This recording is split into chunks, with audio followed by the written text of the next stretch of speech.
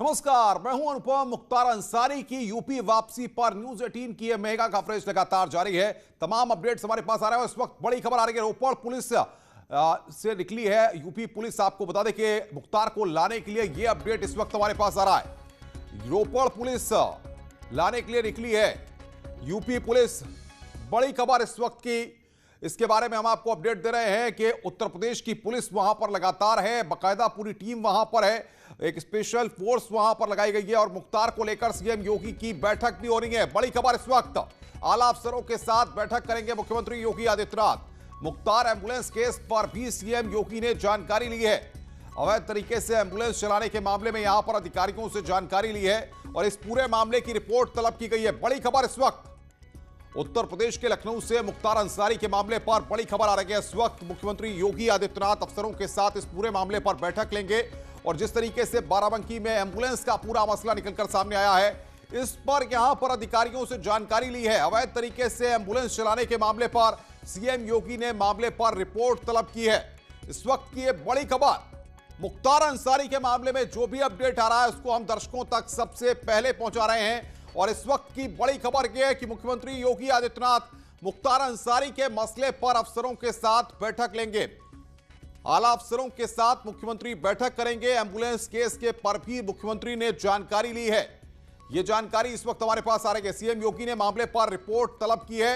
जिस तरीके से रोपड़ में एम्बुलेंस में मुख्तार अंसारी आराम से घूम रहा था, इस सब के पूरे मामले को लेकर के यूपी नंबर की वो एम्बुलेंस थी जिसमें एक डॉक्टर अलका राय का नाम भी सामने आया और उनके अस्पताल का नाम भी सामने आया था। अब इसमें सबसे बड़ा सवाल यहां पर यह है कि आखिर क्या अलका राय की भी गिरफ्तारी आने वाले वक्त में होगी।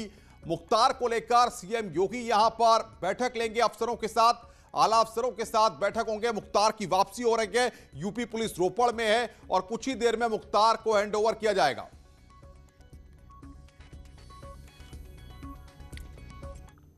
एक तरफ रोपड़ में मुख्तार को सौंपने की तैयारी हो रही है तो दूसरी ओर बांदा जेल में भी सुरक्षा को लेकर बड़ी तैयारी की जा रही है। गेट पर न सिर्फ सीसीटीवी कैमरे लगाए गए हैं बल्कि गार्ड रूम भी पूरी तरह से तैयार किया जा रहा है। कर्मियां तैनात हैं और ये गार्ड रूम बनाया जा रहा है जो जिसको आप देखिए कि ये पहले यहाँ पर अस्थाई गार्ड रूम था और अब जो है यहाँ पर स्थायी गार्ड रूम बनाया जा रहा है। इसके अलावा ये मैं आपको तस्वीर दिखा रहा हूँ कि यहाँ से जो एक जी कोई नहीं, यहाँ पर आपको मैं दिखा रहा हूँ ये तस्वीर। ये देखिए गार्ड रूम बन रहा है जहाँ पर खुद गार्ड रूम बनाया जा रहा है ताकि जल्द से जल्द काम पूरा हो। मुख्तार की जो गाड़ी है वो इस गेट से अंदर करेगी, इसलिए रोड भी दुरुस्त रहनी चाहिए और यहाँ पर इस तरीके से आप देखिए कि यहाँ पर वो तैयारी की जा रही है। इसके अलावा जो बड़ी खबर है वो ये कि यहाँ पर इस वक्त न्यूज़ 18 ही जो है इस गेट के अंदर है और वो आपको तस्वीरें दिखा रहा है कि यहाँ पर जो सीसीटीवी कैमरे लगे थे उनको फिलहाल अभी चेक किया गया है। तो जो जेल के सीनियर अधिकारी थे वो उन्होंने अभी जो है सीसीटीवी कैमरे चेक किए गए हों। पिछले 3 दिन में सीसीटीवी कैमरे पे दिखा हर शख्स की डिटेल ली जा रही है, चाहे वो जेल सुरक्षा से जुड़े हुए कर्मी हो या फिर जो पुलिस की एक टीम जो यहाँ पे आई थी या जो यहाँ पे ले गई है, ऐसे तमाम सारे लोग हैं। तीसरी जो बड़ी खबर मैं आपको दिखा रहा हूँ कि ये जो रूट आप जहाँ गाड़ी देख रहे हैं, यहीं जो ई रिक्शा रुका हुआ है, यहीं पर मुख्तार की गाड़ी रुकेगी और यहाँ से मुख्तार पैदल अंदर जेल में ले जाएगा। तो ये मंडल कारागार का दूसरा गेट है जहाँ पर आप गाड़ी देख रहे हैं। पहले गेट के अंदर न्यूज़ 18 खुद मौजूद है। और तीसरी जो मैं आपको बात बता रहा हूँ कि यहाँ से ये रास्ता मैं आपको दिखाने जा रहा हूँ, ये वो रास्ता होगा जो जिसके लिए जहाँ से मुख्तार को लाया जाएगा। ये जो रास्ता है ये बाईपास के ज़रिए जोड़ता है कानपुर हाईवे पर और कानपुर से ये दिल्ली के रास्ते होते हुए सीधे हरियाणा बॉर्डर से होते हुए सीधे रोपड़ जाता है। तो ये वो रूट होगा जो न्यूज़ 18 सबसे पहले आपको बता रहा है कि कहाँ से मुख्तार अंसारी को लाया जाएगा। तो इस रूट की मैं आपको तस्वीरें दिखा रहा हूँ और कोशिश कर रहा हूँ कि ये आपको रूट दिखाया जाए। और यहाँ से ये जो मैं आपको पूरा रूट दिखाने की कोशिश करता हूँ कि यहाँ से जो है ये जो रास्ता आप देख रहे हैं ये पूरा रास्ता चलता हुआ यहाँ से जो है ये पूरा बाईपास पर जोड़ेगा और बाईपास से जोड़ते हुए यहाँ से जो रूट बनाया गया है उसको सुरक्षा व्यवस्था में पूरी तरीके से अलर्ट पर रखा गया है। तो यहाँ से ये पूरा जो रूट है, इसी रूट से मुख्तार अंसारी को बांदा की इस जेल में लाया जाएगा। कैमरा पर्सन पंकज सिन्हा के साथ उपेंद्र द्विवेदी, न्यूज़ 18 वाराणसी। और बातचीत करने के लिए इस वक्त हमारे साथ कुछ खास मेहमान जुड़ रहे हैं जिससे हम लगातार चर्चा कर रहे हैं। शशांक वाजपेयी एडवोकेट है सुप्रीम कोर्ट के, वो हमारे साथ जुड़ रहे हैं, और बीजेपी के प्रवक्ता मनीष शुक्ला हमारे साथ जुड़ रहे हैं। मनीष जी, लगातार बीजेपी की सरकार में मुख्तार के हौसलों को पस्त किया जा रहा था, उसके अरमानों पर पानी फेरा जा रहा था, और इसी का परिणाम है कि आज मुख्तार की उत्तर प्रदेश में वापसी हो रही है। देखिए अनुपम जी, 4 साल पहले जब हमारी सरकार बनी तो हम इस वादे के साथ सरकार में आए थे कि हम जीरो टॉलरेंस की नीति पर काम करेंगे, क्राइम और करप्शन पर। और हमने केवल माफियाओं के खिलाफ कार्रवाई नहीं की, बल्कि जो पिछले 15, 20, 25 सालों में उन्होंने आर्थिक साम्राज्य खड़ा किया था, जो आर्थिक साम्राज्य के बदौलत बड़ी टीम खड़ी की थी, उसके ऊपर भी हमने कार्रवाई सुनिश्चित की है। मुख्तार अंसारी के ऊपर कई केस है, उत्तर प्रदेश में कई ट्रायल होने थे, लेकिन दुर्भाग्यपूर्ण परिस्थितियों में पंजाब की सरकार उनके साथ खड़ी हुई। प्रियंका जी और राहुल गांधी के आशीर्वाद प्राप्त अमरिंदर सिंह की सरकार नग्न होकर उनके साथ खड़ी हुई। और उत्तर प्रदेश के जिन नागरिकों को न्याय मिलना चाहिए था, जल्दी मिलना चाहिए, उनके बीच रोड़ा बनने का काम कांग्रेस की सरकार कर रही थी। लेकिन माननीय सर्वोच्च न्यायालय के हस्तक्षेप के पश्चात अब ये संभव हो पाया है। उत्तर प्रदेश मुख्तार को लाया जाएगा। और जो लेकिन मनीष शुक्ला, सबसे बड़ी बात यह है कि इसको बांदा जेल में लेकर जाया जा रहा है, जहां पर इस तरह की बातें निकल करके सामने आई कि वहां पर हाई सिक्योरिटी बैरक नहीं है। ऐसे में सरकार क्या इस दिशा में सोच रही है कि अगर बांदा जेल में आने के बाद उसके बाद किसी और जेल में भी शिफ्ट किया जा सकता है? क्या प्रोसेस रहेगा, जरा बताएंगे आप? देखिए हमारी सरकार के पहले भी कई जेलों में रखे जाते थे Mukhtar Ansari, high security jail में भी रखे जाते थे, लेकिन वहां से वो साम्राज्य चलाते थे। अब बांदा जेल में हम रखेंगे, और सरकार की नीति और नियत स्पष्ट है कि किसी भी अपराधी को अपराध नहीं करने दिया जाएगा। तो बांदा जेल में जो आवश्यक इंतजाम है वो सरकार करेगी, जेल प्रशासन करेगा। और उत्तर प्रदेश की जेल को मुख्तार अंसारी का आरामगाह नहीं बनने दिया जाएगा, वहां से अपराध संचालित न कर सके, इसके लिए सारी वो व्यवस्थाएं की जाएंगी। और जल्दी से ट्रायल करा के विधिक प्रक्रिया को पूरी करके सजा मिले, इसके लिए सरकार कदम उठाएगी। मैं आऊंगा। शशांक वाजपेयी भी हमारे साथ है, सुप्रीम कोर्ट के अधिवक्ता है। शशांक जी, जरा बताइए, जब इस तरीके से पूरा प्रोसेस होता है कोर्ट की निगरानी में, कोर्ट के आदेश पर सुप्रीम कोर्ट ने कहा कि मुख्तार को उत्तर प्रदेश शिफ्ट किया जाए, उत्तर प्रदेश भेजा जाए, और अब उत्तर प्रदेश पुलिस आज मुख्तार को लेकर के उत्तर प्रदेश जा रही है। अब इसमें आगे भी कुछ प्रोसीडिंग्स और होती हैं या यहीं पर कोर्ट का पूरा काम हो जाता है?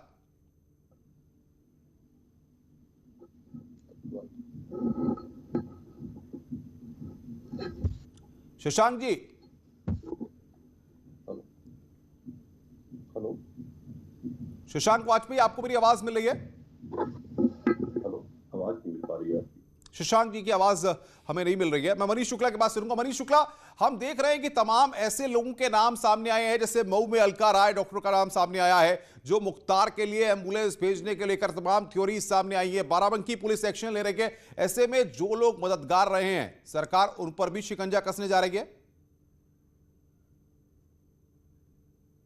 सबसे महत्वपूर्ण यही है कि अगर कोई माफिया अपराधी जेल में है तो जो उसके मददगार होते हैं उनके ऊपर अगर आप कार्रवाई करते हैं तो ही गैंग का सफाया होता है, तो ही उनका जो आभा मंडल है वो टूटता है।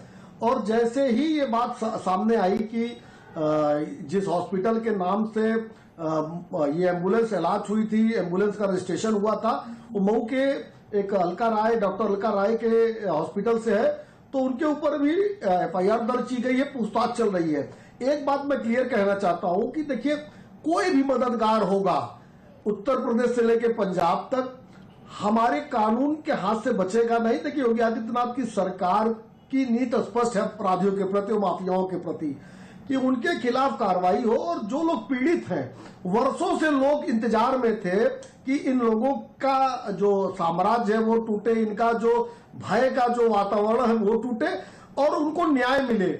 आज आशा जगी है योगी आदित्यनाथ के रूप में, भारतीय जनता पार्टी की सरकार के रूप में, कि एक सरकार आई है जो अपराधियों के खिलाफ खुलकर कार्रवाई कर रही है।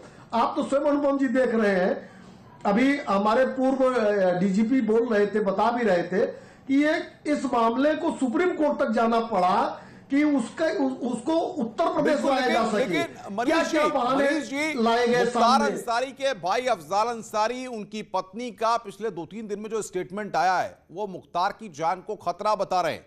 ऐसे में सरकार कितनी गंभीर है उनकी सिक्योरिटी को लेकर के और उनके स्वास्थ्य को लेकर के?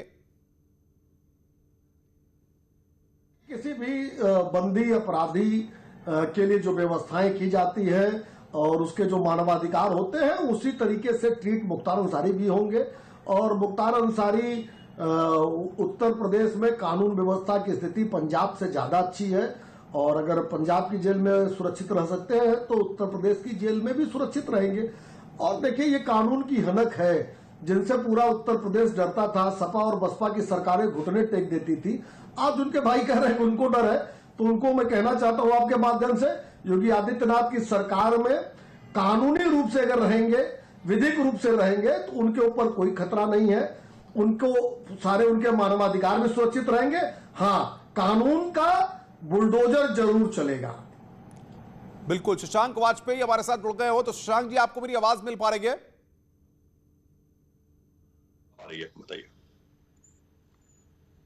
बिल्कुल साफ आवाज आ रही है आपकी। शशांक जी, मेरा सवाल यह है कि जब सुप्रीम कोर्ट की निगरानी में पूरा प्रोसेस होता है, सुप्रीम कोर्ट कहती है कि मुख्तार अंसारी को पंजाब की रोपड़ जेल से उत्तर प्रदेश शिफ्ट किया जाए, तो अब इसके बाद प्रोसेस क्या रहता है? ये पूरा सिस्टम फॉलो होने के बाद क्या कोर्ट को जानकारी दी जाएगी कि उत्तर प्रदेश में मुख्तार अंसारी को शिफ्ट कर दिया गया है?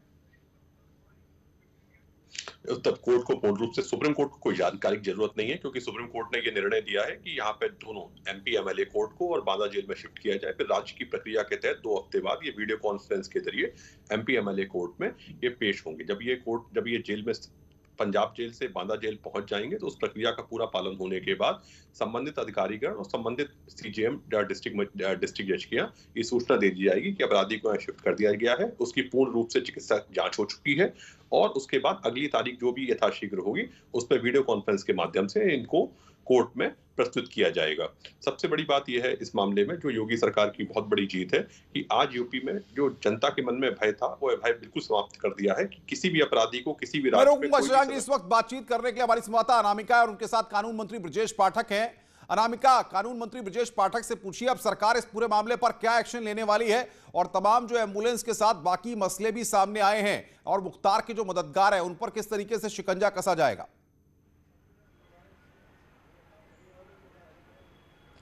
बिल्कुल, देखिए अनुपम, हमारे साथ बात करने के लिए मौजूद है उत्तर प्रदेश के कानून मंत्री। सर, उत्तर प्रदेश पुलिस पंजाब पहुंच चुकी है, मुख्तार अंसारी को लेकर पेपर वर्क भी शुरू हो जाएगा, लेकिन इस बीच बहुत सारी बातें सामने आ रही कि रूट किस तरीके का हो। मुख्यमंत्री योगी आदित्यनाथ खुद एक बड़ी बैठक करने वाले हैं। सर, लेटेस्ट अपडेट क्या है इस पूरे मामले पर? सर, पूरे मामले को माननीय न्यायालय के निर्देशानुसार हम लोग उसका अनुपालन कर रहे हैं और इस पर हम लोग कड़ी निगरानी रखें, कहीं कोई कोताही न होने पावे, क्योंकि माननीय न्यायालय ने आदेश दिया है तो उसका हम लोग पालन करेंगे और जो भी विधि सम्मत होगा वो कार्रवाई करेंगे। सर, ये कहा जा रहा था कि जो एम्बुलेंस, जिस एम्बुलेंस से मुख्तार अंसारी कोर्ट पहुंचा था, फिर बाद में एक वैसी एम्बुलेंस संदिग्ध हालत में मिली। ब्रिजलाल जो पूर्व डीजीपी, उन्होंने सवाल खड़े किए कि नहीं, जो लाल शाही तरीके से चलता था मुख्तार अंसारी, वो उसका किला था एम्बुलेंस, और अब उसको बदल दिया गया है। क्या लगता है आपको कि इन तथ्यों की जांच? तो जांच में तथ्य सामने आएंगे। पूरे प्रकरण की जांच गंभीरता के साथ उत्तर प्रदेश सरकार करा रही, बिंदुवार आख्या मांगी गई है और जो भी विधि सम्मत कार्रवाई होगी हम कड़ी से कड़ी कार्रवाई करेंगे। क्या सर आप लोग पंजाब सरकार के संपर्क में है? क्या कोई बातचीत हुई है कि किस तरीके से आज रवानगी होगी, क्या रूट होगा? पंजाब सरकार से पत्र मिला था और हमारी सरकार लगातार संपर्क में है वहाँ के अधिकारियों से, और जो भी विधि सम्मत है हम कड़ी कार्रवाई करेंगे, किसी को बख्शेंगे नहीं। अफजाल अंसारी जो उनके बड़े भाई हैं, उन्होंने अपनी बातचीत में ये कहा कि बीजेपी के जो प्रदेश अध्यक्ष है वो इस तरह की भाषा बोलते हैं कि घसीटते हुए लाएगी, या तो उनको आशंका है कि सिक्योरिटी होगी या नहीं होगी, आते वक्त सुरक्षित आ पाएंगे? ये सब पॉलिटिकल मामले हैं और पॉलिटिक्स को अपराध में शामिल करना हम उचित नहीं मानते। इस तरीके की बयानबाजी को हम ठीक नहीं मानते, लेकिन जो भी कानूनी दृष्टि से सही है वही होगा।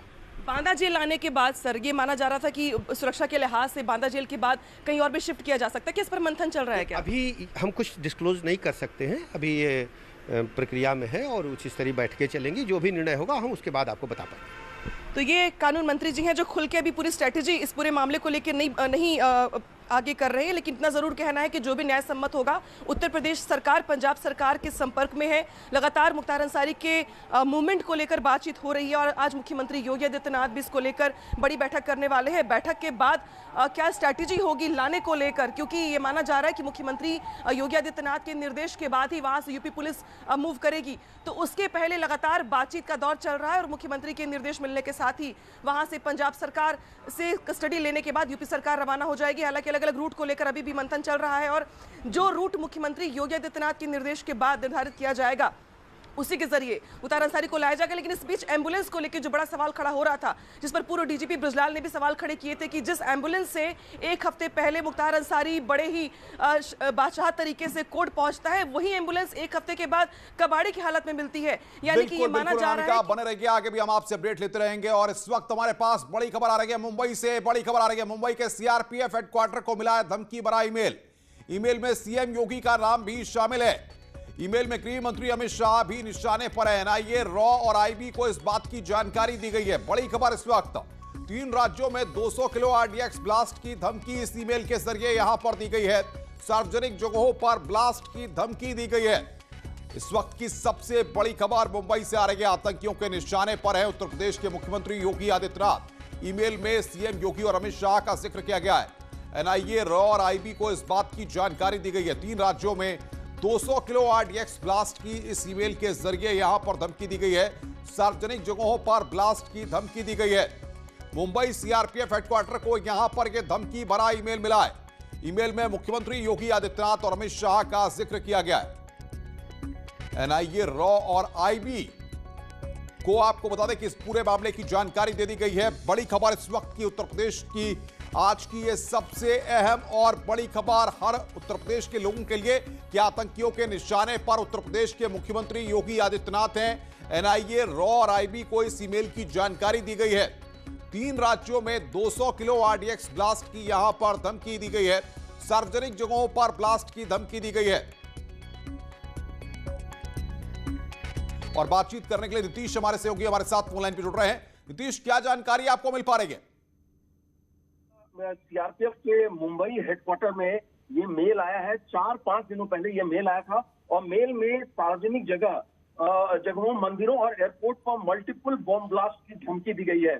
सीआरपीएफ ने जो मेल आया था, सीआरपीएफ का एक अपना थ्रेट मैनेजमेंट सिस्टम है, उसके जरिए मेल को जांच एजेंसी, जो एंटी टेरर जांच एजेंसी एनआईए है, उसके अलावा जो खुफिया एजेंसी है आईबी, रॉ, उनको मेल को ट्रांसफर कर दिया गया है। और इस मेल में भारत में छिपे लश्कर-ए-तैयबा के मुखबिरों का जिक्र किया गया है। साथ ही 3 राज्यों में 200 kilo RDX, high grade RDX होने का दावा भी मेल में है। इसके अलावा गृह मंत्री अमित शाह और उत्तर प्रदेश के मुख्यमंत्री योगी आदित्यनाथ की जान को खतरे का दावा भी मेल में किया गया है। मेल में जो मेल के आखिर में जो मेल भेजने वाला लिखता है कि हमारी एक आर्मी है, हम अज्ञात हैं, हम माफ नहीं करते, हम कभी भी कुछ भी कर सकते हैं, हमारा इंतजार करो। इस मेल के मिलने के बाद एजेंसियां पूरी शिद्दत के साथ इस मेल के सोर्स और मेल के पीछे की साजिश की। नीतीश, क्या पता चल पाया ये मेल कहां से भेजा गया है? क्या देश के बाहर से ये मेल किया गया है? और जिन लोगों के नाम इसमें दिए गए हैं उसमें अमित शाह और योगी आदित्यनाथ के अलावा और भी कुछ लोगों के नाम मेंशन किए गए हैं? देखिए, इसमें जहां तक वीवीआईपी के नाम है, जो मंत्रियों के नाम, उसमें अमित शाह और योगी आदित्यनाथ का ही नाम शामिल है। लेकिन इस मेल में जो ये सरप्राइजिंग है कि हालांकि आमतौर से ऐसा होता नहीं, लेकिन मेल में आईएसआई के एक कॉन्टैक्ट का जो जम्मू कश्मीर में है, आतिक नाम का, उसका जिक्र किया गया है कि वो इंफॉर्मेशन प्रोवाइड करा रहा है और उसके सहायता से हम लोग कहीं भी किसी भी वक्त आतंकी हमले को अंजाम दे सकते हैं। नीतीश, क्या एजेंसीज की तरफ से इस मेल के बाद इन लोगों की सिक्योरिटीज को और पुख्ता करने के लिए या किसी तरह से कोई आगे के लिए प्लानिंग के लिए कुछ बैठक हुई है अब तक? देखिए, ये ऐसे ही इन लोगों की जो सिक्योरिटी है, जेट प्लस सिक्योरिटी है और इन पर खास ध्यान रखता है, लेकिन रखा जाता है। लेकिन इस मैं रोकूंगा नीतीश, इस वक्त बातचीत कर रहे हैं अजीत सिंह हमारे उत्तर प्रदेश के लखनऊ के संवाददाता हमारे साथ जुड़ रहे हैं। अजीत, क्या अपडेट मिल पा रहा है उत्तर प्रदेश में योगी आदित्यनाथ की सुरक्षा घेरे को क्या और मजबूत किया जाएगा इस सब के बाद? अजीत, आपको मेरी आवाज मिल रही है? अजीत, मुंबई में जिस तरीके से ईमेल मिला है जिसमें उत्तर प्रदेश के मुख्यमंत्री योगी आदित्यनाथ को लेकर के बाकायदा ईमेल किया गया है, सार्वजनिक जगहों पर ब्लास्ट करने की धमकी दी गई है, क्या उत्तर प्रदेश में योगी आदित्यनाथ की सुरक्षा को और पुख्ता किया जाएगा? देखिए, बिल्कुल अनुपम, मुख्यमंत्री योगी आदित्यनाथ की सुरक्षा को पुख्ता पहले से भी किया गया है। आपको याद होगा, 1 साल पहले खाड़ी देशों से भी मुख्यमंत्री योगी आदित्यनाथ को जान से मारने की धमकी दी गई थी, जिसके बाद जो मुख्यमंत्री का दफ्तर है लोक भवन, उसका 5वां फ्लोर को पूरी तरह से ब्लड प्रूफ कर दिया गया था। और एक बार फिर इस ईमेल के बाद, जिसमें गृह मंत्री अमित शाह और मुख्यमंत्री योगी आदित्यनाथ का नाम है, उसमें यूपी के गृह विभाग ने अलर्ट कर दिया है। जो एसीएस होम है, उनसे मेरी बात हुई, उन्होंने साफ तौर पर यह कहा अनुपम कि हम इस पूरे मसले की जांच कर रहे हैं, ऊपर की जो एजेंसियां हैं उनसे भी बात करेंगे और सीएम योगी आदित्यनाथ की सुरक्षा को और पुख्ता किया जाएगा। क्योंकि अभी भी जब जो मुख्यमंत्री का दफ्तर है, जो पहले गेट नंबर 1 से 30 जाते थे, उस गेट के बजाय अब गेट नंबर 7 से उनको अलग एक उनका रूट तय कर दिया गया। जो अपने दफ्तर जाते हैं, उनकी जो सुरक्षा है वो पहले से बढ़ा दी गई। लेकिन इस मेल के बाद एक बार फिर यूपी का गृह विभाग, पुलिस विभाग जो सुरक्षा के पुख्ता इंतजाम है उसको और पुख्ता करेगा। बाकायदा जो एसीएस होम है, उनकी तरफ से कहा गया है गृह विभाग के अधिकारियों को, पुलिस के अधिकारियों को। अनुपम, बिल्कुल अजीत, लेकिन जब हम देखते हैं पब्लिक इंटरेक्शन का समय होता है या मुख्यमंत्री कहीं किसी जिले के दौरे पर जाते हैं, तो इस तरह से जनता के साथ संवाद में ये दूरी कम होती दिखती है। ऐसे में क्या आने वाले वक्त के लिए इसको ध्यान में रखकर भी गृह विभाग कुछ सोच रहा है? देखिए, बिल्कुल मुख्यमंत्री की जो सुरक्षा है उससे किसी प्रकार का कोई समझौता नहीं किया जा सकता। और जिस तरह से मुख्यमंत्री योगी आदित्यनाथ। अजीत, बहुत बहुत शुक्रिया आपका हमारे साथ जुड़ने के लिए। तीश, आपका भी बहुत बहुत शुक्रिया हमारे साथ जुड़ने के लिए। इस बड़ी खबर पर लगातार हम बने हुए हैं और इस वक्त हम आपको तस्वीरें दिखा रहे हैं बीजेपी ऑफिस की, जहां पर उत्तर प्रदेश के मुख्यमंत्री योगी आदित्यनाथ पहुंचे हुए हैं और दिनेश शर्मा डिप्टी सीएम भी वहां पर हैं। ये तस्वीरें आप लाइव देख रहे हैं इस वक्त बीजेपी के दफ्तर से, जहां पर आज 41वें स्थापना दिवस पर रंजना कुछ करेंगे। वरिष्ठ कार्यकर्ताओं का सम्मान और इस तरह से अलग अलग कार्यक्रम रखे गए हैं, बूथ स्तर से लेके प्रदेश स्तर तक सभी जगह पार्टी कार्यकर्ता झंडारोहण करेंगे अपने कार्यालय पे। और एक तरह से पंचायत चुनाव है, तो पंचायत चुनाव में जिस तरह से जोश भी भरेगा इससे। और इसके साथ ही 10:30 बजे प्रधानमंत्री नरेंद्र मोदी का संबोधन होगा और वो कार्यकर्ताओं को संबोधित करेंगे। राष्ट्रीय अध्यक्ष बीजेपी के जेपी नड्डा का भी संबोधन होगा, वो भी संबोधित करेंगे। तो कार्यकर्ताओं को एक आज पार्टी के स्थापना दिवस के मौके पे एकजुटता का संदेश दिया जाएगा। कैमरामैन मनोज शाही के साथ रंजना, न्यूज़ 18 लखनऊ। रुक रहे हैं यहां पर एक ब्रेक के लिए, ब्रेक के बाद जल्द हाजिर होते हैं।